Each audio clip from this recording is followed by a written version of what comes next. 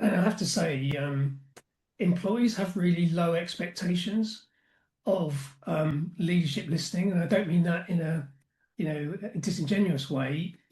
What I mean by that is they don't expect to see a senior leader and then voice something that they think needs to be addressed, and then expect the next day or week for that to be done. Right? They're not doing it. Some people may, but in general, what I found was employees really all they really wanted was the opportunity to express something that's on their mind to someone who is in a position to maybe even sort of think about it. Mm. But there is a caveat to that, because if nothing is said, if there's no response to that, that is then disengaging. So, but what I'm trying to say is the employees do not expect to say something and then see it happen.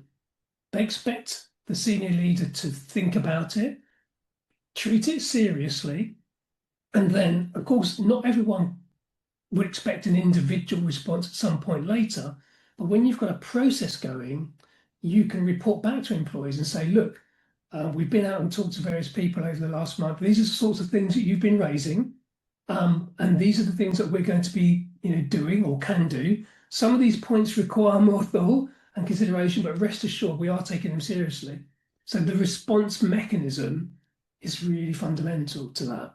But what I'm Yeah. saying is just visibility and small groups, leaders just being human, not talking corporate jargon, just talking and chatting and showing an interest in what people are doing. That's really what most employees, but that's really all they expect.